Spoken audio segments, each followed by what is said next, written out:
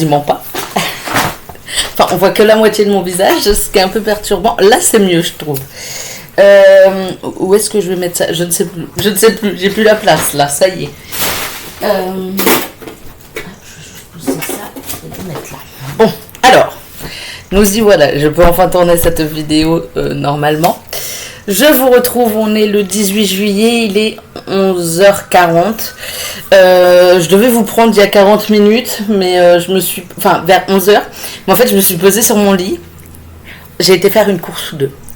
Et je suis rentrée, je me suis posée sur mon lit pour faire un truc, parce que j'ai gagné une carte cadeau de 20 € à dépenser dans n'importe quelle boutique du centre commercial. Voilà.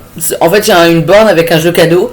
Et à chaque fois que j'y passe, je rentre mon numéro de téléphone, je gratte vite fait, ça me dit perdu, et hop, je m'en vais. Et là, ça m'a dit gagné. J'étais là en mode quoi? Bah non. Et en fait, si, j'ai gagné 20 €. Donc, super, c'est chouette. J'irai peut-être m'acheter un livre. Je sais pas ce que je vais faire, mais voilà. J'ai retrouvé ce petit carnet. Guide pour les amoureux des livres, donc petit carnet où je note chaque jour où je lis. Alors j'ai toujours pas rempli ma wishlist, hein, par contre. J'ai colorié toutes les cases, y compris celle d'aujourd'hui, avant même de me coucher cette nuit. Je me suis couchée, il était 2h du mat. Et j'ai colorié Aux douceurs du temps, que j'ai terminé hier. Non, que j'ai terminé cette nuit, du coup. Et que j'ai pu noter du coup sur à la fin sur ma petite feuille où je note toutes mes lectures du mois.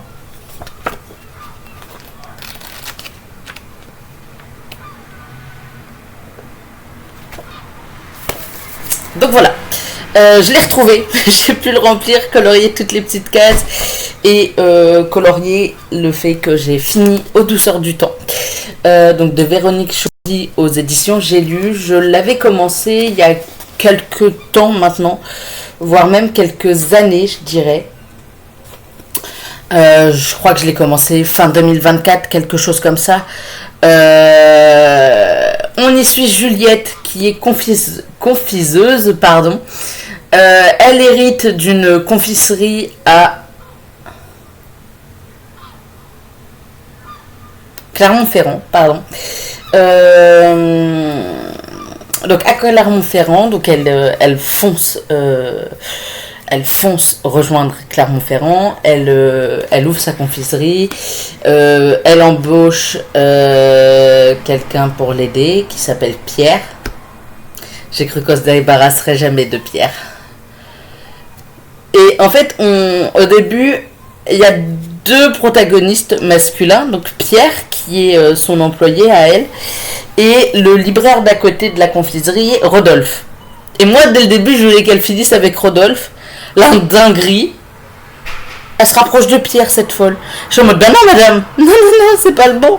Et c'est pas... En fait, dès le début, on sait que Pierre joue double jeu et n'est pas du tout bon pour elle. Rodolphe est pas parfait, hein. Attention, je dis pas le contraire, mais Pierre... J'ai cru qu'elle s'en débarrasserait jamais de celui-là. C'était plutôt cool de m'y replonger. Quand je me suis replongée dedans, j'ai pas eu besoin de... comment dire, de reprendre plutôt que là où je m'étais arrêtée, parce que les souvenirs sont revenus vachement vite et vachement bien. On la suit sur plusieurs années. Ça commence en 1892, ça se termine en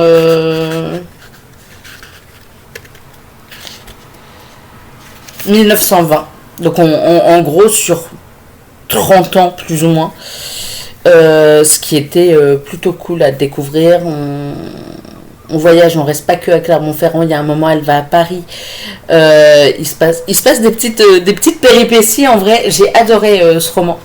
Je vais essayer de voir si je peux découvrir d'autres livres de l'autrice. Il faudrait que je vois si dans une des bibliothèques du réseau autour de moi, il y a des bibliothèques qui ont des Véronique Chaudy, parce que vraiment, j'ai adoré sa plume.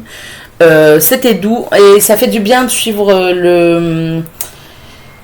la vie d'une femme au 19e siècle, enfin, fin 19e, début 20e.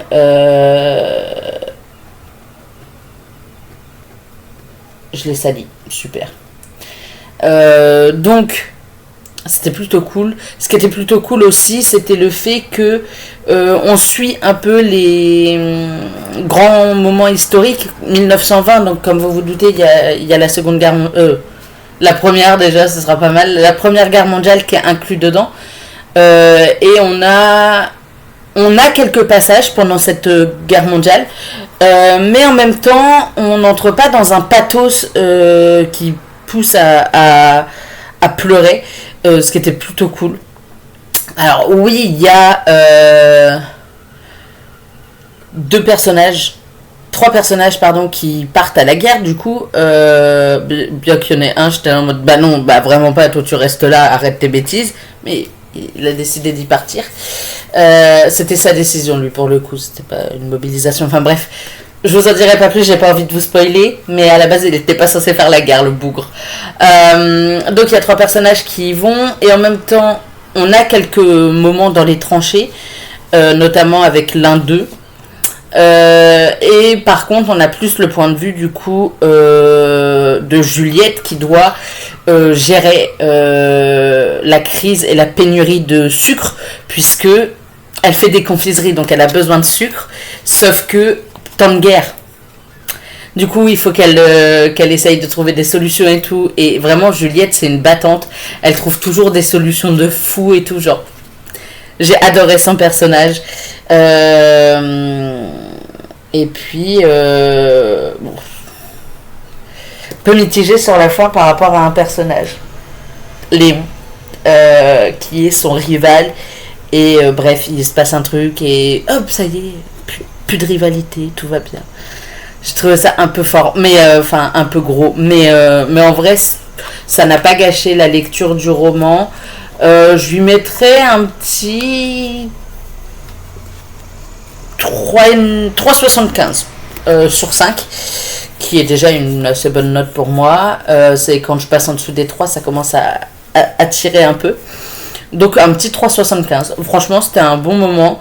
J'ai lu les 180 pages là qui me restaient, enfin un peu moins de 180 pages, je sais plus combien il me restait exactement. Et hier soir. Je l'ai terminé après minuit, c'est pour ça que je l'ai mis sur la ligne du 18. Mais plutôt cool finalement. J'ai adoré ce roman.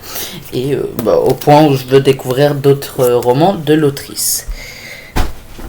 Ensuite, j'ai enchaîné directement avec la 18e enveloppe de 31 jours pour t'aimer, donc de Sophie Jomain. J'adore, toujours autant, j'adore avancer. J'ai lu déjà tout ça, il me reste cette partie-là, donc une enveloppe par jour.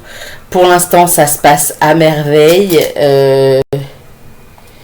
Et puis voilà, j'ai hâte de continuer parce que je me dis qu'à un moment, va falloir qu'ils sachent que c'est l'un l'autre qui s'envoie qu'ils s'écrivent l'un à l'autre sans le savoir. Donc j'imagine qu'ils le sauront d'ici la fin du roman, sinon c'est pas drôle. Mais du coup, voilà, il me reste juste cette petite partie-là. Ça me fait un peu bizarre, mais en même temps, j'apprécie ma lecture, donc tant mieux. Et puis, j'avance lentement, mais sûrement. Hier, je vous parlais du Prince Cruel, et je vous disais que je savais pas où il était. Il était sous mon ordinateur. Voilà. J'ai oublié d'attraper un des livres. Alors, j'ai disparu, mais j'arrive, vous en faites pas. Mais je vais avoir besoin de tous les livres pour vous en parler. Mon challenge, mes objectifs de la semaine, rappelons-le, c'était, alors je vais les ressortir, lire jusqu'à l'enveloppe 19, donc jusque là, tout va bien. Je tiens le rythme, dirons-nous. Finir aux douceurs du temps, ce que j'ai fait. Finir Luna, pas encore fait. Finir Funny Story, ce qui n'est pas encore fait. Finir Light Lark, finir Le Prince Cruel, lire Amber Falls. Aucun n'est fait, à part finir aux douceurs du temps, qui a été fait. En revanche, cette nuit et un peu ce matin, avant d'aller aux courses, j'ai avancé dans Le Prince Cruel, donc de Holly Black, chez Rajo. J'en suis à la page 210 sur 500...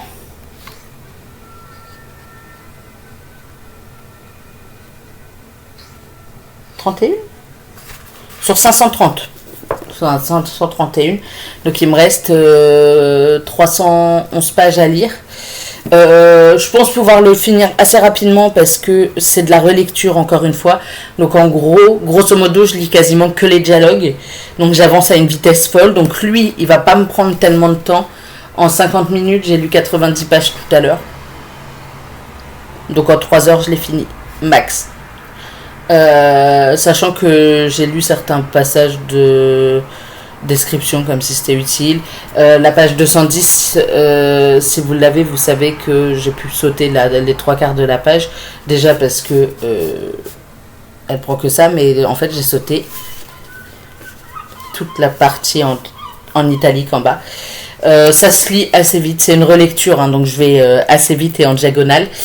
Donc ça, je m'inquiète pas trop, je sais que je le finis aujourd'hui. C'est pour les autres que je m'inquiète un peu plus, puisque il me reste ces deux-là ensuite à lire et finir Funny Story et l'autre, mais ça devrait aller. Donc ça, il me reste toute la grosse partie. Ça, il me reste toute la grosse partie. Je suis dans la mouise, oui.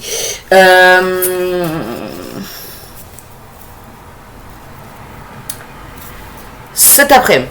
Là, fin de matinée, bon non, il est presque midi, donc cet après-midi, je vais finir le Holly Black, je vais finir le Prince Cruel, et ensuite, je pense avancer dans Amber Falls, comme ça, je lis pas deux romans de l'imaginaire d'affilée. Donc voilà, normalement, demain, je vous reprends. Excusez-moi, normalement demain je vous reprends, j'aurai fini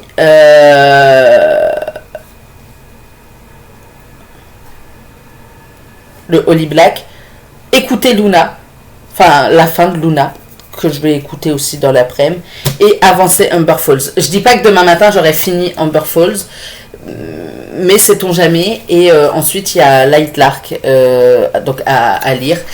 Mais déjà, je pense que demain, quand je vous reprendrai, j'aurai fini Le Prince Cruel et Luna. En plus, il faut que je fasse du rangement dans mon appart. Donc ça tombe bien, je mettrai Luna et Funny Story dans mes oreilles. Et puis ce sera déjà pas mal, j'ai envie de vous dire. Je vais pas plus m'éterniser sur le programme, à part que ouais, demain normalement je vous retrouve et je devrais avoir fini 2 romans. Je suis retournée à la bibliothèque et je crois pas vous avoir présenté les 3 ouvrages que j'ai pris. Donc j'avais pris Un pont entre les étoiles, le tome 1 de Kyukupon, je sais pas comment ça se prononce, aux éditions Ataka, qui me paraît un peu être un vieux truc, vous savez, historique, pacifisme, amitié. Série en 4 tomes. Oh, en plus. 2016. Ah ouais, non, pas tant que ça. Après, c'est peut-être pour faire le côté historique. J'ai également pris Loin des Eucalyptus de LF Bollet et Paul Gros. Gros, oui, pardon, j'étais pas sûre. Voilà. Et j'ai pris Algérie, une guerre française, le tome 1 de Richel et Bouscalia. Je crois. Rikele, je sais pas. Boscalia, je suis quasi sûre qu'on prononce pas le G, mais je sais pas trop.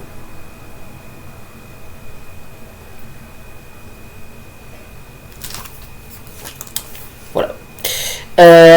Que j'ai très envie de découvrir, donc voilà, je verrai. Demain. Donc je vous retrouve normalement, j'aurais essayé de finir 2 romans, peut-être 3, peut-être. Sur un moment de folie, on ne sait jamais, d'accord. Je ne sais pas si je vous reprends demain matin ou demain soir. Si je vous reprends demain midi, j'aurais fini 2 romans sûrs, peut-être 3. Si je vous reprends demain soir, j'essaierai de le faire une fois que j'aurai fini d'atteindre mes objectifs, ce qui va me demander du temps, soyons honnêtes. Puisqu'il y a déjà 4h30 d'écoute, rien que pour... 5 heures d'écoute, pardon, rien que pour Funny Story, mais ça, je l'écouterai pendant que je ferai mon rangement. Comme ça, j'avancerai.